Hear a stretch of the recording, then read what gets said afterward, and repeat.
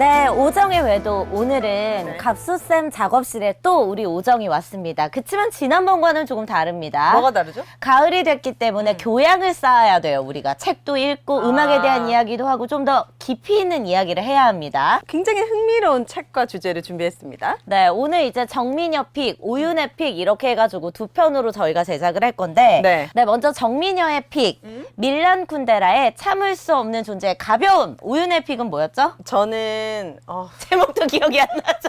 프리모 레비의 네. 살아남은 자의 아픔. 아. 그러니까 이게 되게 대비되는 게 어. 뭐 사랑과 철학에 대한 이야기를 네. 조금 우리 미녀는 픽을 했다면 저는 인간 타인에 대한 공감이 얼마나 중요한가. 우리 각자 약간 결핍된 부분에 대한 걸 충족시키기 위해 저희의 이런 결핍 그리고 지적 허영을 채워주실 오늘의 주인공 또 모셔야죠. 네. 김갑수 쌤 모셨습니다. 안녕하세요. 오늘은 왜 담배 안 피우셔? 담배 피면서 시작해야죠, 쌤. 카리스마 있게. 세상하고 맞서지 말아야지 그런 생각이 드는데 진짜 이거 너무 좋은 일이야. 그게 될까? 근데 이분이 되게 또 독특하신 게 뭐냐면 담배꽁초 밑에 엄청 많잖아요. 근데 이분은 쓰레기를 줍고 다니시는 분이고 나 10년 넘었는데 10년이 넘었다는 거야. 내가 문 밖에 나온 한 쓰레기나 어떠한 지저분한 것도 만들지 이게 않으리라. 너무 신기하잖아. 그 내가 결심하고 난 실제로 쓰레기 막 줍고 다녀서 KBS 캠페인으로 한번 찍어갔어. 여기까지 하도록 하겠습니다. 좋은 얘기는. 자, 그래서 오늘 네. 이제 갑수 쌤과 함께 참을 수 없는 존재 가벼움 이 책 이야기가 할 게 굉장히 많기 때문에 네. 바로 좀 본론으로 들어갈까 하는데 네. 저는 이제 이 책을 픽한 이유가 있습니다. 뭐예요? 몇 년 전에 이 책에 도전을 했다가 도저히 이게 진도가 안 나가는 거야. 그래서 잘 안 나가. 항상 끝까지 읽지 못했던 책. 하지만 뭔가 좀 있어 보이는 책이어서 깊이 있는 이야기를 좀 해보고 싶다라는 생각이 들었는데 이번에 네. 다시 읽어봤더니 또 읽히더라고. 이게 보니까 이 책이 20대 읽을 때와 40대, 50대 읽을 때 또 다른 해석이 나올 수 있는 막 18번, 20번씩 읽는 사람들이 많더라고요. 맞아요. 그래서 이 책의 매력이 도대체 뭔지 갑수쌤한테 좀 먼저 처음에 듣고 싶은데. 내 기억에도 1988년인가 그래. 그때 민음사에 편집장 이영준이라는 시인이 있었어요.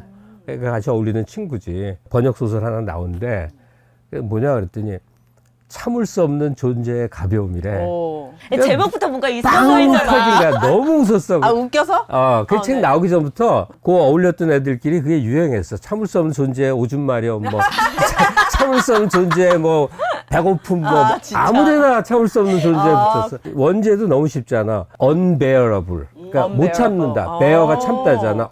the unbearable. lightness. light가 가볍다. 네. lightness 가벼움. 근데 존재는 왜 들어갔지? of being. 오브 being이 존재란 말이에요. 네. 완전 직역을 하면 사실은 unbearable은 견딜 수 없는이 더 맞아요. 근데 하여간 그 책이 번역돼 나왔는데 그때는 이런 게 있어요. 약간 지적인 동네 애들 막 열광하는 책이 있거든. 근데 요번에 내가 다시 보니까 100만 부가 팔린 거야. 이 책이. 그러니까 결코 일각의 유행이 아니었던 거죠. 그리고 중간에 또 이게 프라하의 봄이라고 우리나라에서는 제목을 이상하게 붙여버렸는데 네.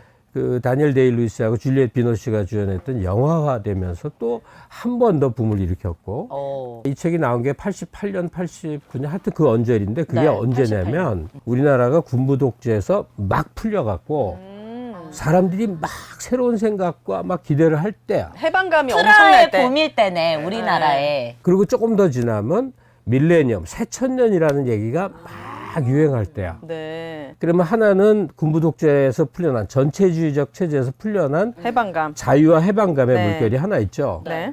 또 하나가 포스트 모던인 거야. 한 1930, 40년대부터를 모던식이라고 그래. 현대. 포스트 모던은 뭐야? 포스트가 붙으면 뭐 다음이잖아. 그러니까 현대 다음의 세상이 온다는 뜻이에요. 중심이 있다고 우리는 믿어왔잖아요. 그게 아닌 거예요. 모든 규범 이걸 다 해체시키는 게 포스트 모던의 기본 출발이에요. 나중에 쿤데라가 스스로 얘기를 하는데 나는 도저히 영화로 만들 수 없고 드라마로 구성할 수 없는 이야기를 쓰고 싶다. 전통적인 작법은 줄거리가 이야기가 서사가 흘러가잖아요. 보통에 딱 공식들이 있지. 근데 서사를 해체해버린 거야. 근데 사실은 줄거리가 있긴 여기 있어. 날파리도 키우시는 거야. 어머 깜짝이야. 막 달라드네. 여기는 왜 이렇게 다들 우리한테 찝쩍대는 거야? 수컷들인가 봐. 엄청 달라드네. 날파리가 오면 아 하고 삼키세요. 먹으면 돼. 내가 잘 그래. 아무리 배고 지금 소파 뒤에서 밤돌이는 뭐 하고 있는 건지 계속 모르겠어. 소리가 나. 여기 밤돌이는 계속. 괜찮아, 밤돌아?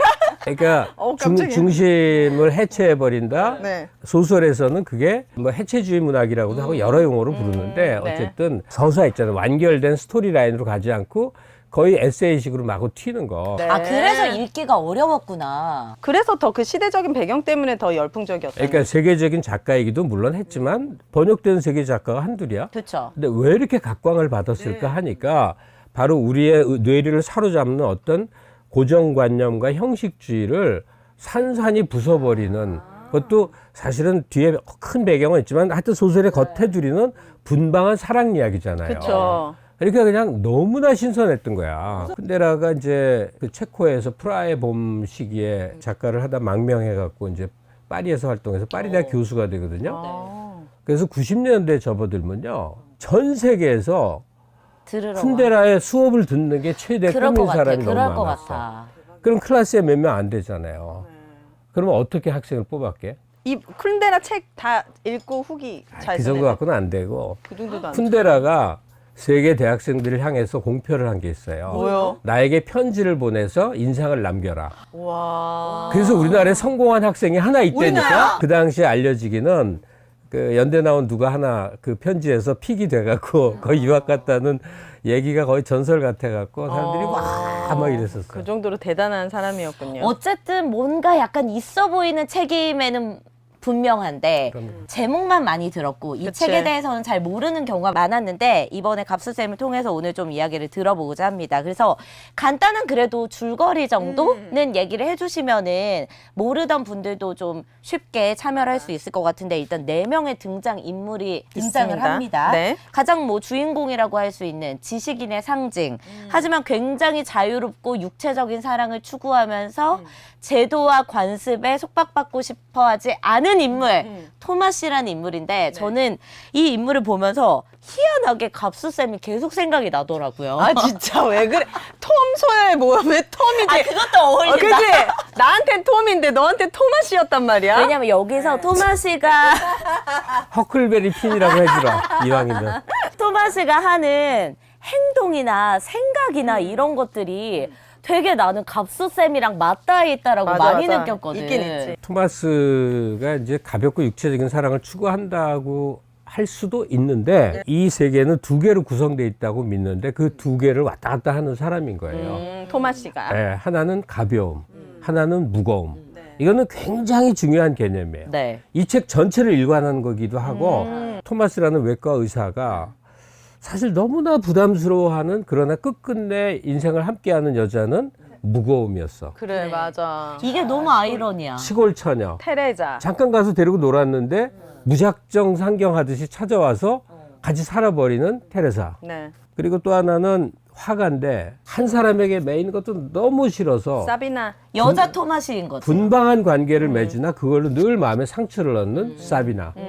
테레사와 사비나는 너무나 대비되는 두 캐릭터고 토마스는 그 두 캐릭터 사이에서 계속 왔다 갔다. 왔다 갔다.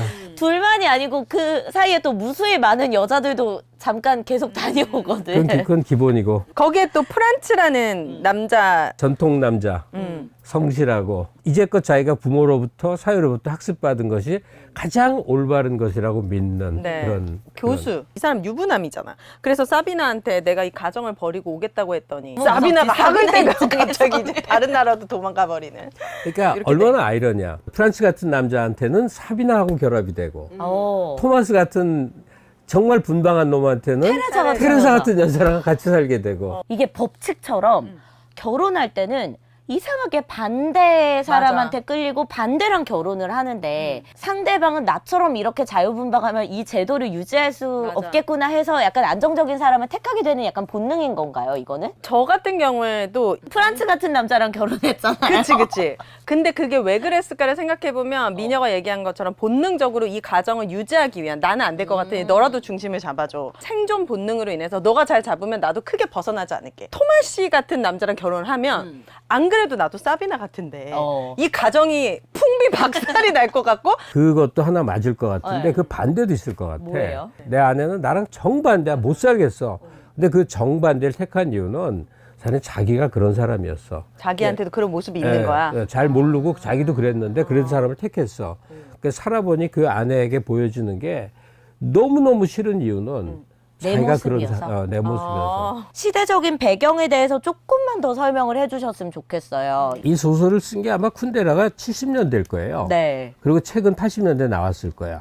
프라하의 봄이라는 이 민주화 운동이 일어나는데 소련이 땡크로 밀어붙였단 말이에요. 지식인들은 더 이상 이제 거기서 견딜 수 없으니까 많이 망명하고 쿤데라도 이제 망명자가 된 거죠. 좀 거쳐서 프랑스로 가서 거기서 정착을 잘 하고 이제 됐는데 이 전체주의 체제가 안겨주는 것을 거의 99%의 작가들은 비분강개하거나 아주 뭔가 숭고한 글을 썼거든. 근데 이 사람은 정반대로 너무나 유쾌하게, 너무나 농담처럼, 너무나 유머러스하게 쓴 거지. 내 주인공만이 아니고 이제 스쳐가듯이 여러 주인공이 나오잖아요. 근데 거기 나 같은 인간이 하나 나와서 누구예요? 할머니인데 너무 웃긴 거야. 러시아 혁명 이후, 중국 혁명 이후 어느 시점까지 사회주는 인류의 구원이었던 거야. 모든 지식인이 동경했어. 와장창 다 깨져가는 과정을 거쳐서 이미 60년대에는 웬만하면 이제 망명하고 탈출한 때란 말이에요. 프라하의 봄 이후에 깨어있는 사람들에게 동구권 혹은 소비에트권에 속한 공산정에 속한 사람들에게도 그 체제는 고통이었던 거야. 그러니까 막 그치. 근데 이 소설에 어떻게 등장하냐면 무슨 퍼레이드 같은 게 있어. 공산혁명 기념 퍼레이드 같은 거가 있지. 근데 귀족 출신의 엄청나게 잘 꾸며 입은 할머니가 마르크스 레닌을 열렬히 환호하면서 그 강령과 군가를 부르면서 막 사회주의에 대한 열광적 찬미를 하나 본인은 부자고 귀족이고 그러니까 사회주의가 그 할머니에게 멋이었던 거야. 다 붕괴해서 사람들은 어떻게든 이걸 떠나고 싶어 하는데 이 사람은 열렬해. 예? 저기 레닌상 있잖아. 맞아. 그때도. 나는 다른 의미로 레닌상을 두고 있지만 거대한 동구권이라는 그 사회주의 체제의 억압 속에서 사람들이 쇠뇌되거나 그치. 전체주의적 사고 때문에 어쩔 줄 몰라 하는 모습이 이렇게 편린으로 이렇게 그려져 있다는 얘기야. 밀란 쿤데라의 농담이란 책도 너무 그 주제가 심플한데 관통하는 내용들이 그 시대적인 배경, 철학 이런 것들을 다 담고 있으니까 이 사람의 능력이 대단하다. 지금 농담 얘기하니까 딱 생각나는데 농담도 별도의 책이지만 참을 수 없는 존재의 가벼움 시작이 첫 귀절이 영원한 재귀 이렇게 시작하잖아. 네, 니체가 말했다. 네. 그러니까 세상이 계속 원점으로 되돌아온다. 계속 반복된다는 거야. 네. 근데 사람은 한 번 태어나 죽잖아. 네. 한 번이니까 재기가 어딨냐고, 회기가. 없지. 그러니까 인생이 농담 같은 거야. 밀란 쿤데라에게 있어서 인생은 고통과 그 무거움이 아니라 한 번 휙 스쳐가는 농담 같은 게 아니었을까? 너무 그걸 배우고 싶어, 담고 싶어. 맞아. 그렇게 살고 싶어요. 인생이 한 자락 농담이라고 생각하는 거. 너무나 그러고 싶어.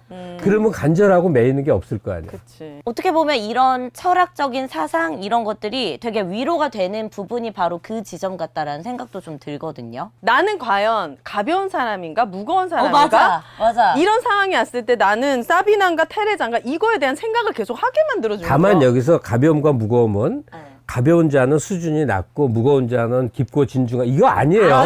프란치 봐봐 병신 같잖아. 이 제일 공부 많이 한 분이야. 가벼운 거라가 뭐냐면 우리를 억누르는 것들 있잖아. 우리가 교육받잖아요. 또 부모로부터 자라니까 관습에 매 있잖아요. 제도나 관습에. 등등으로부터 얼마나 벗어나 있는가가 가벼움인 거고. 자유로운 거네 그거는. 그렇지. 네. 우리가 옳다고 믿는 관습, 도덕률, 제도, 심지어 취향까지도 무엇에 의해서 만들어지고 강요된 것인데 맞아. 그로부터 자유로운 사람들은 어떤 면에서는 고통스럽지만 어떤 점에서는 대단히 자유로운 거야. 근데 쌤 이게 진짜 제가 앞으로 살아가는 인생에 추구하는 방향인데 말씀하셨던 그런 가벼운 상태. 근데 이게 쉽지가 않은 게 나는 그러려고 해도 주변의 관습을 그대로 갖고 있는 사람들의 공격이라든지 그 사람들이 또 나를 정의 내린 어떤 그 본인들만의 언어의 방식이 있을 거 아니에요? 여기에 또 내가 자유롭지가 않은 거예요. 그러니까 그들과 못 섞이는 거지. 그래서 고독해지는 거예요. 자유롭지만 고독하게. 넌 앞으로 고독할 예정이야. 나 지금도 고독해요, 여러분. 브람스의 일생을 지배한 말이고 브람스가 일생 동안 그리고 브람스가 어디서 가져온 말이야. 근데 그 유명한 독일어가 있어. 자유로우려면 고독해질 수밖에 없는 거야. 그러니까 책임과 자유가 공존할 수가 없는 거잖아요. 근데 인간은 책임도 갖고 싶고 자유도 맞아. 누리고 싶은 거야. 이게 인간의 어떤 본능이잖아. 나쁜 놈이지. 둘 다 가지려는. 그게 어떻게 보면은 인간 본능이 갖고 있는 건데 그걸 실행하는 토마시와 대다수는 실행을 못 하겠죠. 우리 일상의 공간에서도 드물게 자유로운 사람들이 있는데 그런 사람 중에 대부분은 사회적 성공이라는 게 없기 때문에 우리가 누군지를 모르지. 아, 그렇구나. 가벼움과 무거움의 이야기를 하고 있잖아요. 이 소설 전체의 테마. 네. 근데 우리 대부분 무겁죠. 가장 가벼운 건 뭐예요? 본인의 인생에서 가장 가벼웠던 것. 사랑? 아니, 사랑도 제일 무거운 거였어. 그치. 엄청 오랫동안 사랑 때문에 내가 힘드셨잖아. 좀 나도 심각하게 힘들었던 과정이 있었거든. 가벼움의 항목이 뭐가 있습니까 생각하니까 돈으로부터도 안 가벼운데 이 오디오 이거 다 돈으로 만들어진 겁니다. 통장을 염려하거든 분명히. 그래. 그래도 좀 제일 여자로부터는 가볍다 지금은. 지금은 아예 넘볼 수 없으니까.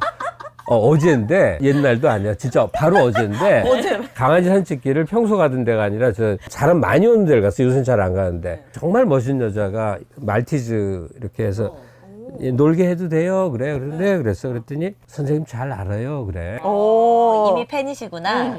근데 내가 친근한 척을 하면 또 얼마나 주책 바가지가 될까. 하면 되지. 그래서 예. 완전 무관심한 척 한 30분을 아니 결혼은 했어요. 이렇게 물어봐. 아무것도 모르지. 아니 그럼 근데 30분 동안 뭘 했어요? 가만히. 허무한 얘기했지. 하나만 한 이야기들? 가을 날씨 얘기하고 강아지 먹이 간식이 뭐가 좋은지 진짜 얘기하고 궁금한 건 혼자 살아요. 결혼했어요. 이런 건데. 오늘 나랑 내 작업실에 갈래요? 그리고 쳐다를 못 봤어.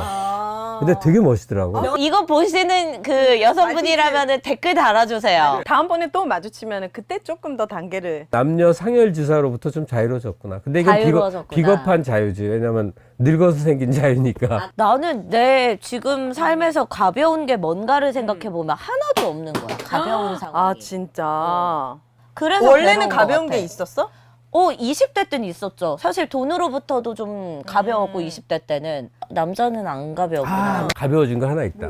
한국인이라는 게 가벼워졌다.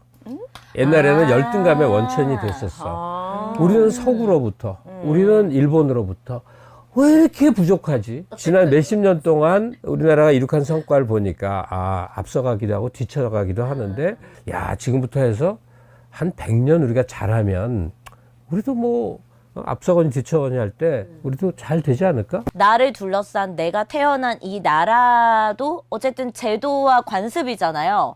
그 관습으로부터 못 벗어난 거 아니에요, 그러면은? 그거는 맞는데 한국인이라는 것이 주는 열등감이 열등감. 사라졌다고. 그 세대에 태어나셨기 때문에 그런 감정을 가지셨던 것 같고 우리만 해도 사실 맞아 없지. 그런 게 없으니까. 한국이 최고지. 너 I'm Korean.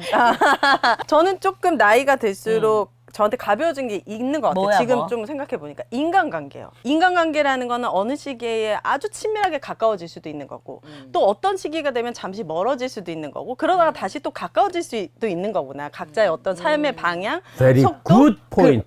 그래요? Very very good 저는 point. 이걸 요즘 되게 깨달으면서 오히려 편안해졌어. 우리를 속박하는 많은 것들 그중에 돈이나 자기 사회적 지위나 이런 것들이 제일 클 것 같지만 정말 인간만큼 나를 속박하는 건 없어. 근데 이 인간관계가 부부도 마찬가지인 것 같아. 그냥 부부가 멀어지면 안 돼라는 그런 어떤, 의무감, 그치, 그치. 이게 오히려 더 부부를 멀어지게 하는 것 같고 그냥 살짝 거리가 있다가도 가까워질 수 있는 것. 근데 이게 싫어하면 부부관계가 안 되겠지. 근데 부부관계가 가벼워진다는 게 내가 그 유명한 당사자지. 이렇게는 너무 되고 싶지 잘한다. 않아. 난 이렇게 되고 싶지 않아. 이게 근데 나름 고충이 많아. 아내가 누군지 잘 모르겠어. 이건 너무 특별한 케이스잖아요. 잘 알 것도 같은데 잘 모르겠어. 같이 살지도 않으니까. 근데 솔직히 같이 살아도 잘 몰라? 남편이 누군지 잘 모르겠고 아내가 누군지 잘 모를 그렇지. 거예요. 배우자, 자녀로부터 자유로움을 획득한다는 건 정말 우리 과제 같아. 나는 그걸 미국 영화 보면 굉장히 자유로워 보이는 걸 많이 보거든. 그 물론 영화니까 그렇겠지만, 근데 우리는 반대로 속박이 너무 심한 건 사실이야. 저는 이런 이야기도 좀 하고 싶었어요. 어쨌든 이 책을 보다 보면은 되게 야한 구간이 많이 나온단 말이에요. 그래서 읽히게 되잖아. 진도가 나갈 그게 수가. 어떻게 아니, 그러니까 뭐가 야해. 토마시가 수많은 여자들을 만나서 막 관계를 맺고 그 관계 맺는 과정에서 자기가 막 이런저런 생각들을 하고 자기의 취향에 대해서 이야기를 한단 말이에요. 근데 그게 막 더러워 보이고 이런 게 아니라 아, 나에게도 이런 면이 있었지라는 생각이 들면서 되게 여러 가지를 깨닫게 해주더라고요. 그래서 저는 구절이 있나요? 약간 인상 깊었던 것 중에 하나가 네. 토마시가 어떤 어린 여자랑 비가 진짜 많이 내리치고 막 밖에 천둥 번개가 치는 날 양탄자 위에서 사랑을 나눴던 거야. 어떤 여자랑. 근데 그거에 대해서 이야기를 하다가 그 여자가 이런 얘기를 해. 저는 그날 밖에 막 천둥 번개가 치고 너무 좋았다. 그 광경을 잊을 수가 없다라고 얘기하는데 토마시는 그날 비가 왔었나? 전혀 그런 거에 대한 기억이 없는 거야. 자기는 그냥 그 친구 집에서 양탄자가 깔리고 뭐 소파, 좁은 소파 위에서 관계를 했을 때 되게 불편했다라는 감정만 있었다는 거야. 사랑의 순간에도 각자가 기억하고 어떤 성적으로 어필되는 그 부분이 다르다라는 것에 대해서도 되게 공감이 되면서 재밌는 포인트더라고요. 여자는 전체적인 분위기와 상황이 주는 흥분도가 큰데 남자는 지금 내 무릎이 이게 지금 자세가 아니 근데 기억이 그렇더라고. 너무 신기해. 어쩌다 동창 만나서 우리가 다 아는 유명한 사건을 고등학교 시절에 사건을 얘기하잖아. 네. 각자 전혀 다른 얘기를 하는 것 같아. 자기가 바라보는 측면이 있잖아. 그치. 예. 근데 남자 사랑도 더 말할 거 없는 것 같아. 가장 비참한 말이 한 5, 6년 이상 혹은 10년을 사귀었는데 여자가 마지막으로 한 말이 단 한 번도 사랑한 적이 없어요. 작가님한테? 그건 정말 나 정말 눈물- 실패한 거지. 나 잠깐. 아 근데 나 그 말 뭔지 알 것 그런 같아. 케이스가 많아. 남자가 휘감고 들어오니까 휘말려서 맞아. 세월은 갔는데 맞아. 내가 생각한 남자는 이 남자가 아니었던 거야. 어떻게 그럴 수가 있나? 난 절대 이해가 안 되는데. 많은 커플이 그래. 처음에는 설레는 감정, 시작되는 그 관계, 사랑을 할 때 나의 어떤 그런 도파민 이런 것들이 같이 물밀듯이 들어오면서 내가 물살에 일단 타긴 했어. 근데 한 3, 4년 만나다 보니까 이건 계속 아닌 것 같다라는 생각이 들어. 그럼 끊어야지. 끝나고 나면은 내가 한 게 사랑이 맞나? 사랑이란 그럼 무엇이지? 이 세상에 너무나 많은 커플이 사랑이 있었던가 갈라서 이랬을 때 너무나 비참한. 나는 이런 경험은 한 번도 해본 적이 없어. 진짜로? 기본적으로 이성이 나한테 어필을 했을 때 호감이 없으면 아무리 그 이성이 대단하고 막 강력하게 어필을 해도 저는 안 잘 돼. 휩쓸려지지 않을 근데 스타일. 매력이나 호감과 달리 어떤 대상을 사랑한다는 건 굉장히 좀 전인격적이고 전존재론적인, 그러니까 좀 다른 거지. 쉽게 말해서 나보다 상대가 더 중요해져야 사랑하는 건데 그런 사랑의 체험이란 흔한 게 아니야. 언니보다 더 중요한 적이 있었어? 아니잖아. 이런 적은 있었지. 아, 지금 죽어도 괜찮겠다. 죽어도 좋겠다. 잠자리에서 하다가 죽어? 하다가 죽는 건 좀 아니, 그러니까 그 정도로 최상의 침대 위에서 말고 그거는 완전 에로스적인. 그거 말고 그 남자를 막 떠올렸을 때 나보다 더 내 목숨보다도 더 없지? 나는 없어. 없었어. 그게 사랑이에요? 그건 너무 고전적인 얘기일 수는 그렇게만- 있는데 네. 이 인간에게 이제 두 가지가 인류사에서 문명과 함께 발전돼요. 그러니까 근대라는 거를 크게 잡으면 한 300, 400년 정도 잡거든요. 그러니까 문명화 과정이라는 걸 거치는데 이 근대라는 게 뭐냐면 개인이 탄생한 거야. 옛날에는 왕이 죽으면 신하를 100명 묻어도 같이 묻어서. 내가 독립된 개체가 아니었기 때문에 그냥 묻혀 죽었거든. 근데 개인이 탄생했을 때 전제 조건이 나라는 자존이 생기니까 나의 것이 중요해. 나의 것 중에 하나는 재산이고 하나는 배우자야. 그래서 그걸 사랑이라고 여겼어. 그래서 최초로 인류가 발전시킨 게 에로티시즘이에요. 성행위를 오래 해서 흥분을 지속시켜서 쾌감을 느끼고 마무리가 되는 그 과정이라는 게 존재한 적이 없어요. 종족 번식을 위해서 그냥 사랑이나 에로티시즘이 근대의 발명품이라고도 얘기를 해요. 그럴 수 있겠네요. 그러면 그전엔 안 그랬냐면 일부 있었겠지. 그러나 이제 이게 중요한 게 된 게 근대 이후. 근대 이후 일인데, 그래서 사랑이라는 게 인간에게 엄청나게 중요한 게 돼. 그래서 젊은 메르테리의 슬픔 같은 작품이 대표적인 거야. 네. 당신이 내 사랑을 받아주니 아니 나는 죽겠다, 자살해. 이런 일이 인류사에 없었던 일이거든. 그게 몇백 년 지속되다가 대략 탈근대 이후에 커플을 이뤄야 사랑이잖아요. 근데 그것조차도 해체된 단독자로 남게 된 것 같아. 도구로서의 사랑이나 관계, 부부 이런 게 많이 생겨서 결국 커플을 이루고 자식을 낳아 살아도 필요에 의한 이 울타리는 만들지만 그 속에 각각은 혼자가 된 게 지난 20, 30년 동안 인류가 최초로 체험하게 된 삶인 것 같고 그 체험의 결과로 생겨난 게 종족 번식을 줄이는 거야. 아, 그래서 출생률 떨어지고 결혼 안 하고. 나라는 개체의 삶만 생각하게 되니까 내가 종족 번식할 이유가 없어진 거야. 우리가 어쨌든 사랑이라 정의 내릴 수 있는 것도 사실은 그냥 시대적 상황이나 배경에 따라서 달라질 수 만들어진 있다는 거죠. 거네. 예, 예. 근대에 있었던 로맨티스트적인 사랑을 사랑의 정의고 그것만이 사랑이다라고 생각하는 게 약간은 남아있는 거네. 그러니까 그게 근대의 생각이고 어. 탈근대에서는 그것조차도 해체된 그런 상태로 우리는 살아가고 있는데 말로는 근대 상태에 있었던 것들을 가장 이상적인 것을 맞아. 계속 얘기하게 되는 거예요. 아. 캐치가 안 되는 게 참 많다. 한국 영화라고 할 때 소주를 탁 따를 때랑 양주를 탁 따를 때랑 이게 다른 거거든. 다르지. 어. 근데 외국인에겐 그게 캐치가 안 되잖아. 그러니까 테레사가 안나 까레리나를 들고 왔다는 것이 주는 의미를 그냥 어떤 위대한 문학 작품을 들고 왔구나 이렇게 하면 정말 오독하는 거야. 아. 되게 자유로운 사랑 이야기 아니에요? 육체적으로 안내 까레리나도? 아니지. 아니지. 그 안나 까레리나도 굉장히 비극적이지. 불륜하다 결국 기차에 몸을 뛰어들었잖아. 아니, 그러니까 테레사라는 사람을 설명하기 위한데 말로 설명하지 않고 어떤 스타일의 옷을 입었고 안나 까레리나를 들었다는 걸로 우리는 이해를 해야 되는데 책 전편에 그런 게 수없이 깔리지만 맞아. 우리한테 잘 안 와. 안에 깊이 있는 정서까지는 캐치하기가 쉽지 않죠. 그런 게 무지하게 그럼. 많은 거야. 옷차림 하나에도 배경에 보이는 뭐 상표나 뭐에도 우리 윤혜 씨가 또 궁금한 게 있다면서요, 갑수쌤한테. 우리가 흔히 얘기하는 거 있잖아요. 정신적인 사랑과 육체적인 사랑. 그게 뭐가 더 무겁고 가볍고.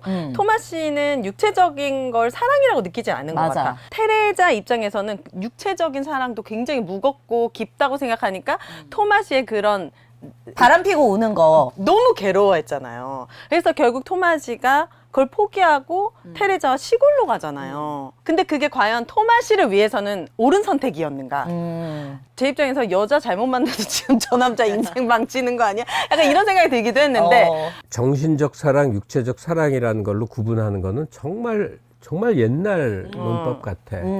나 대학 시절에는 남녀가 성관계를 갖는다는 건 상상을 못 했거든. 그쵸. 지금은 둘을 엮어주는 매개체, 섹스는 기본 전제. 그다음에 정신적이라는 것들도 그렇게 고매한 게 아니라 이런 것 같아. 각자가 있는데 둘을 엮어주는 것 중에 육체가 베이스를 이루고 공통의 부분이 많이 있는 거지. 뭐 취향. 저 같은 나이 또래 사람들이 젊은 시절에는 정신적 사랑, 육체적 사랑 분명히 구분이 가능했거든. 네.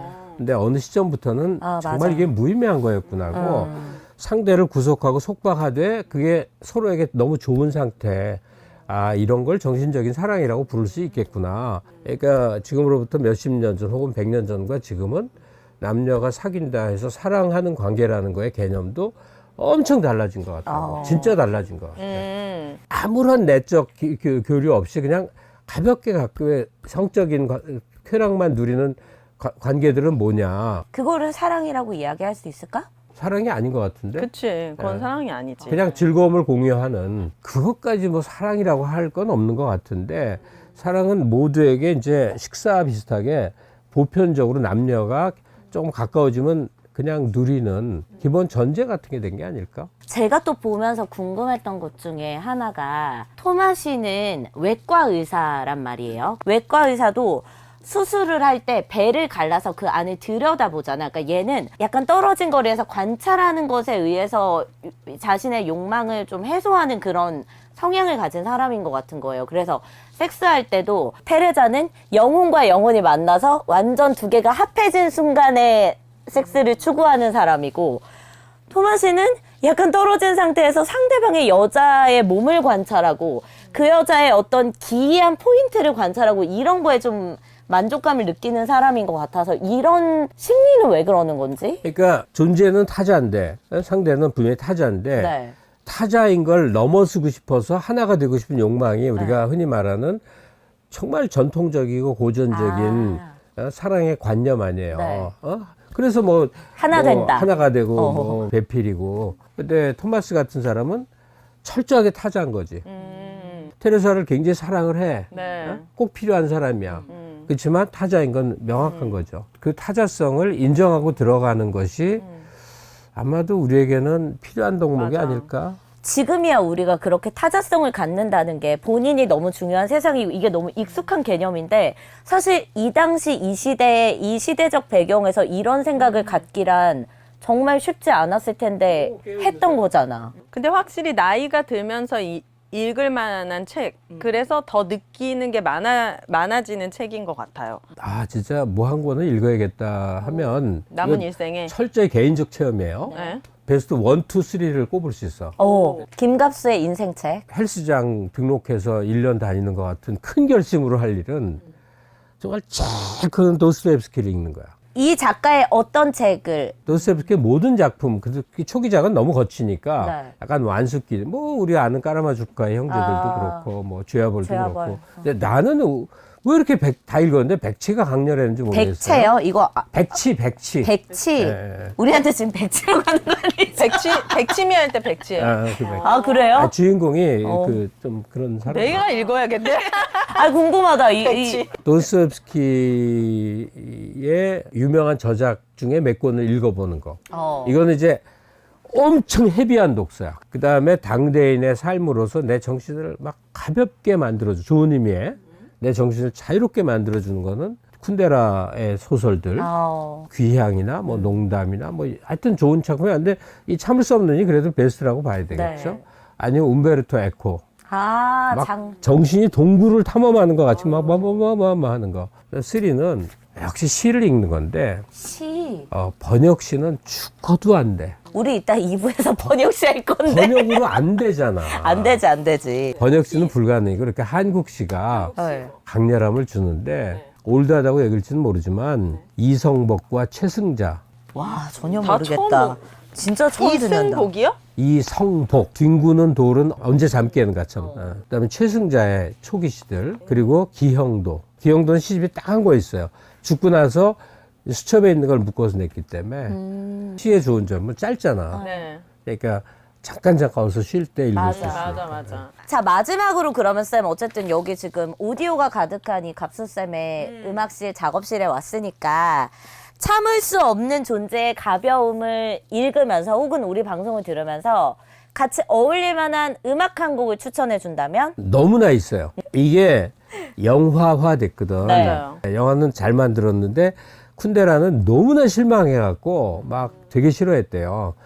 왜냐면 그 자기가 갖고 있는 언어적 파괴성 막 이게 그래. 영화의 묘사가 못 안 담아, 되고 못 스토리만 담아. 남아. 그래도 영화가 되게 괜찮거든요. 이 영화 오리지널 사운드 트랙 두세 곡 말고는 전체가 레오시 야나책이라는 야나책이요? 체코의 현대 작곡가의 곡으로 쫙 깔려 있어.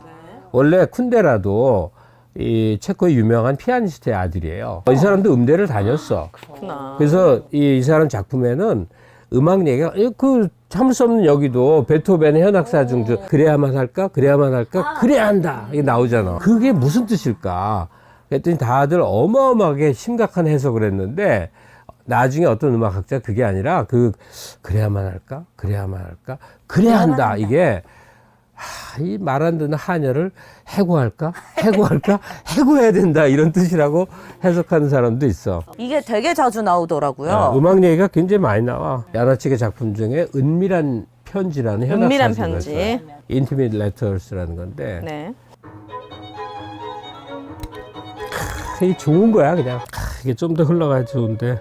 혼자 아깝다. 들으시고 이제 지금 저작권 때문에 지금 빨간 딱지 붙는다고요. 이게 60대에 접어든 할아버지 야나책이 자기 사랑하는 어린 여제자가 있었거든.